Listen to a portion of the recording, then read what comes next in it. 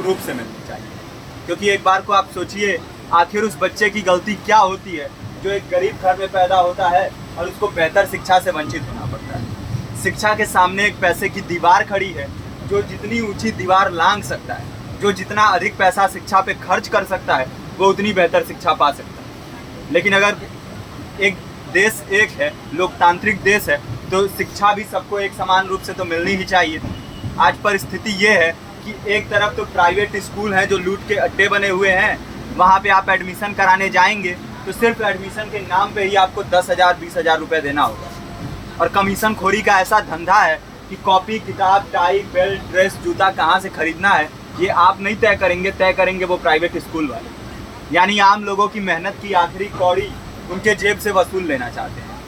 और दूसरी तरफ सरकारी स्कूलों में न तो पर्याप्त टीचर हैं, न पर्याप्त बिल्डिंगें हैं। 2019 का ही ये पुराना आंकड़ा है कि हर 100 में से 52 स्कूलों में या तो एक टीचर हैं या 2 टीचर हैं। और उन्हीं टीचरों के ऊपर जिम्मेदारी थोप दी जाती है कि जनगणना करो, मतगणना करो, पशुगणना करो, तमाम काम करवाए जाते हैं। और 19 के बाद से तब से कितने टीचर रिटायर हुए होंगे और 18 के बाद से कोई टीचर की वैकेंसी भी नहीं है।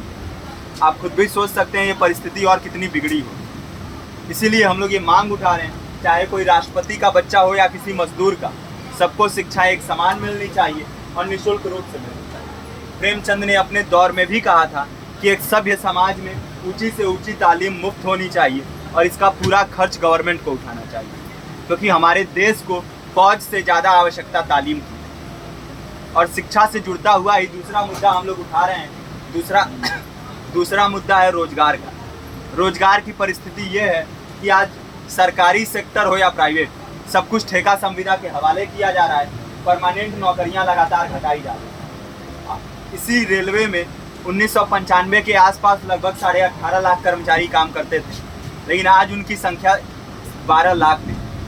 आप खुद भी सोच सकते हैं कितने बड़े पैमाने पे परमानेंट पदों को घटाया जा रहा है। और आज आलम ये है, एक तरफ लाखों पद खाली पड़े हैं, फिर भी कोई वैकेंसी नहीं निकलती। जो वैकेंसियां निकलती हैं उनमें भ्रष्टाचार होता है, पेपर लीक हो जाते हैं। RO, UP police, BPSC, SSC, CGL, ऐसे तमाम पेपर लीक हो चुके हैं, आप लोग भी जानते ही। अभी नीट की धांधली में ये पता चला कि एक एक पेपर 30 लाख से 50-50 लाख रुपए में बेचा गया। हम और आप तो ये पैसा नहीं दे सकते।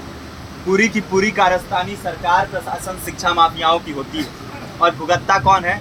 आम घरों के लोग, जो लोग सालों साल तैयारी करते हैं, दिन भर में 10-10 घंटे, 12-12 घंटे पढ़ते हैं। और इतनी कड़ी मेहनत के बाद, सालों साल की मेहनत के बाद उनके हाथ लगती है तो सिर्फ हताशा, निराशा, अवसाद। बहुत से छात्र नौजवान जो इस बेबसी में, इस डिप्रेशन में नहीं जी पाते, आत्महत्या तक के कदम उठा लेते हैं। लेकिन ये देश की विडंबना है कि टीवी चैनल, अखबार, मीडिया, नेता, मंत्रियों के लिए कहीं ये कोई मुद्दा नहीं है। उनके लिए मुद्दे हैं तो जाति, धर्म, रंग, नस्ल, अगड़ा पिछड़ा। आज जब पूरी परिस्थिति इतनी भयावह है तो ये जरूरी है कि लोगों के बीच में जाया जाए, लोगों को संगठित किया जाए और एकजुट किया जाए। क्योंकि आज अगर अपने मुद्दों पर बोलेंगे नहीं तो कल को ये परिस्थिति और बिगड़ेगी। हो सकता है ले दे के अपनी ज़िंदगी तो हम लोग काट ले जाएं, लेकिन आने वाली पीढ़ियों को क्या भविष्य दे के जाएंगे, ये भी सोचने वाली बात है। हमारे साथी ने आपको पर्चा दिया है, पर्चा आप तक पहुँच गया है। पर्चे में और भी बातें हैं, इसको पूरा विस्तार से पढ़िए। पर्चे में हमारा नंबर है, संपर्क कीजिए।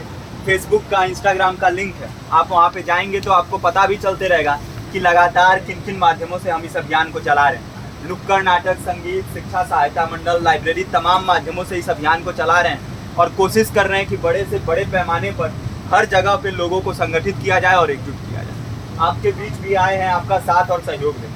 साथ इस रूप में कि आप भी हमारे इस कारवां और इस मुहिम से जुड़िए।